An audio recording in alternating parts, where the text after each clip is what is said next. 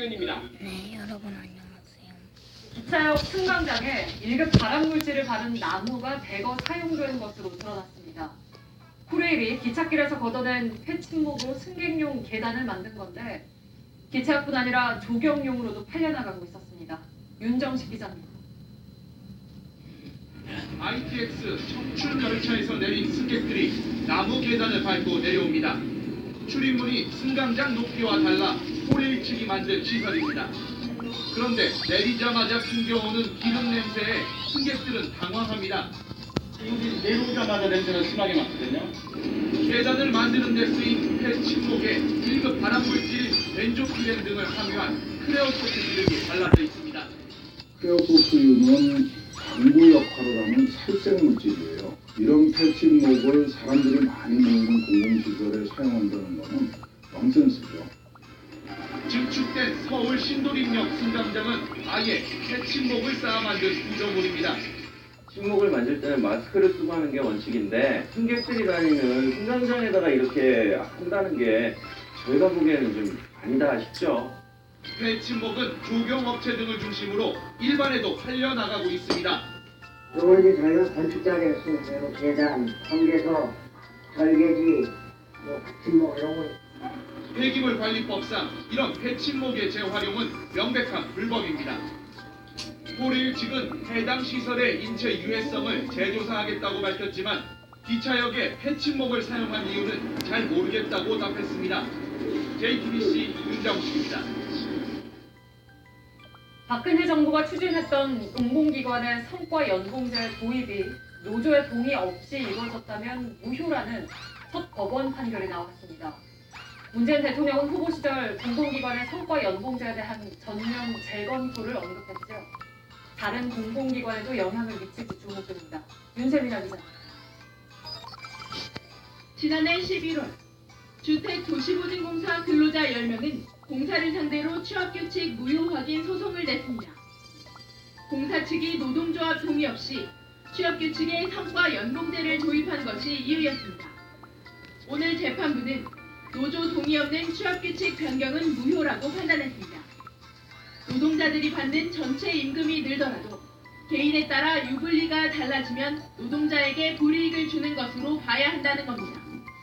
현행 근로기준법은 노동자들에게 불리한 방향으로 취업규칙을 변경할 때 전체 노동자 과반수의 동의를 구하도록 돼 있습니다.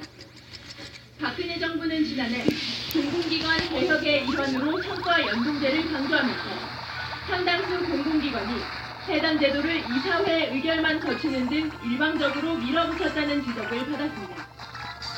문재인 대통령이 대선 당시 공공기관 성과 연봉제 도입을 원점에서 재검토하겠다고 밝혀온 만큼 이번 판결이 다른 공공기관에도 영향을 미칠지 주목됩니다. JTBC 윤세민입니다. 비정규직 직원에게 정규직보다 적은 임금을 준 기업에게 차별한 금액보다 더 많은 금액을 배상하라는 노동위원회 결정이 나왔습니다. 똑같이 일하고 덜 받는 비정규직 노동자들이 여전히 많기 때문에 비슷한 소송이 잇따를지 주목됩니다.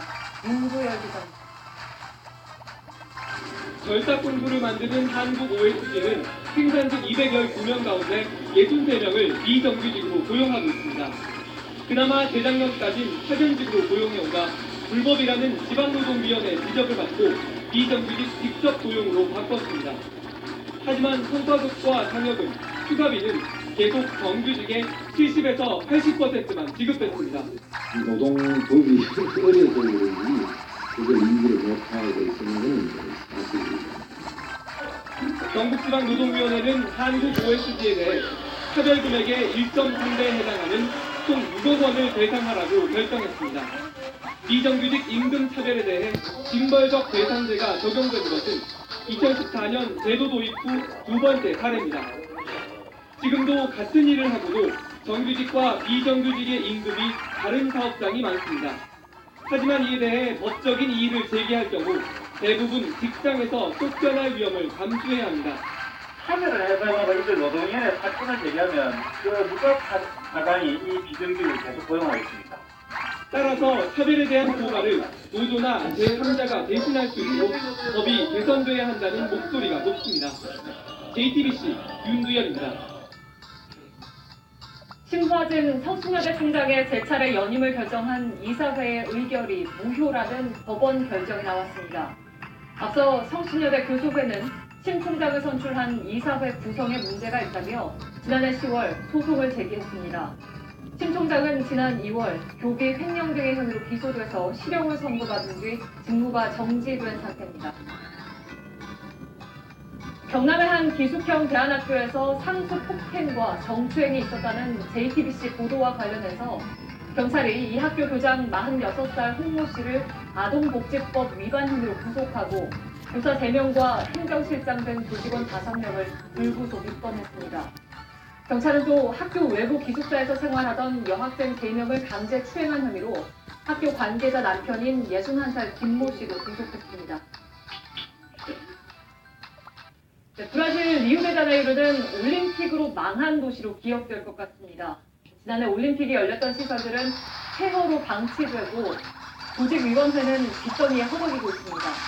내년 2월 동계올림픽을 앞둔 우리에겐 남의 일로만 볼 수가 없겠습니다. 온누리 기자입니다.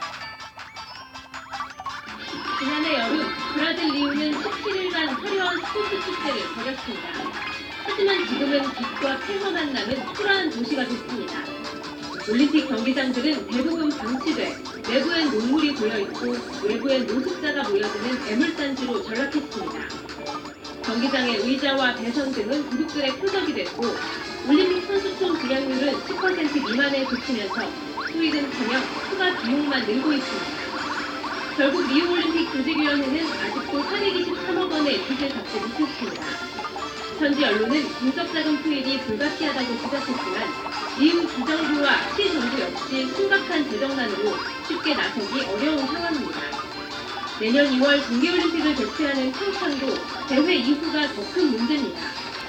올림픽 개막이 9개월 앞으로 다가왔지만 강릉 스피드스케이트장과 정선 알파인 센터는 아직 상호 활용 계획도 마련하지 못했습니다. 나머지 경기장도 대부분 자체 수익을 내기 어려운 구조라서 올림픽이 끝난 뒤에도 상당한 뒷살을 피할 수 없을 거란 전망이 나옵니다. JTBC 오늘입니다.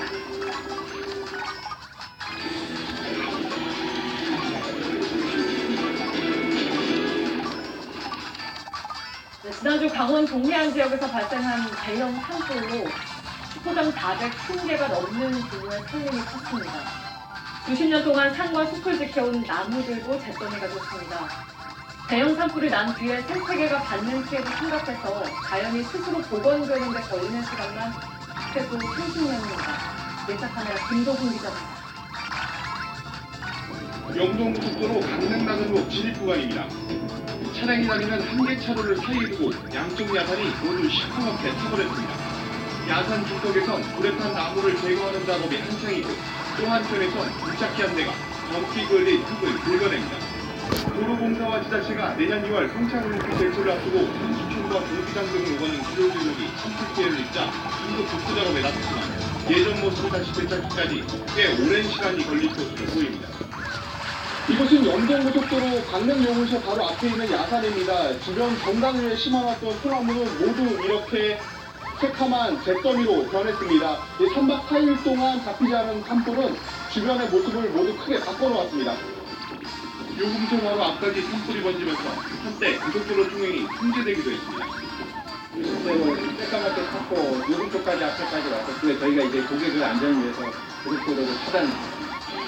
이번 산불은 강한 바람을 타고 빠르게 번지면서 주택까지 피해를 입혔습니다. 장독대와 아구기만 놓인 자리에 검게 그을린 두화장만 덩그러니 남았다. 밑서 손톱을 겨를도 없이 닥쳐온 화마는 집 앞 한산에 무신 조상들의 묘지까지 피해를 입혔습니다. 외와 바퀴지, 뒤에 바퀴, 옆에 바퀴, 가방 부품이 집 시골까봐 보면 피신을 먹었지. 여기가 앞에도 분명히 없는데 썼고. 이번 산불로 강원도 강릉과 삼척 일대 피해 면적은 327만 제곱미터, 축구장 450여 개 규모의 산림이 불에 탔습니다. 사마가 휩쓸고 간 숲은 마치 폭격을 받은 듯 부러지고 뒤틀린 나무들이 남았습니다. 화재 현장 안쪽으로 들어와 봤습니다. 이곳은 소나무 수백 그루가 장관을 이루는 곳인데요. 나무 전체가 타버리면서 이렇게 손만 갖다 대도 쉽게 아스라질 정도로 전체가 흙덩이로 변했습니다. 산림보건 전문가와 함께 산불 피해 지역을 찾았습니다. 수령 최소 50년에서 100년 가까이 된 소나무 수백 그루가 한꺼번에 고사한 지역도 있습니다. 저는 60년 됐습니다. 또 한 번 산불이 났던 지역은 나무가 벌목되고 물에 탄 토양이 제 기능을 잃게 되면서 장마철 산사태 등 재해 위험이 더 커집니다. 연구진과 함께 비교 실험을 해봤습니다. 정상적인 토양은 수분을 그대로 빨아들여 흡수하지만 산불 지역 토양은 물이 땅으로 흡수되지 않고 물방울 모양 그대로 흘러내립니다. 토양이 물 흡수율이 떨어지는 겁니다. 그래서 이제 바로바로 비가 내리거나 쏟아져 나니까 바로바로 유출됐습니다. 그래서 당연히 이처럼 산불로 모두 전소된 지역에서 대부분 곤충이 다시 정착하는 데 10여 년, 나무와 토양이 자리 잡는 데는 수십 년의 세월이 걸릴 것으로 보고 있습니다. 단 사흘 동안 산불이 집어삼킨 산림이 재무실을 대체하는 데 걸리는 시간은 최소 30년 안팎입니다. 그 시대에 물려줘야 할 소중하고 아름다운 가치, 우리가 스스로 지키고 보존해야 할 이유입니다. 부탁합니다. 김도우입니다.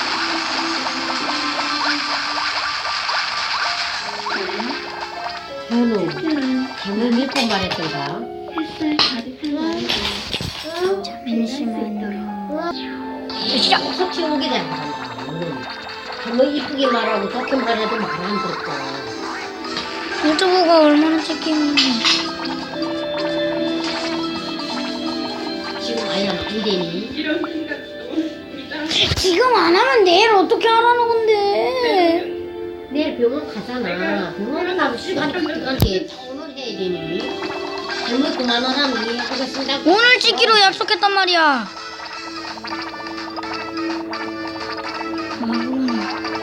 누구하고 약속했냐? 내 유튜브 보는 사람.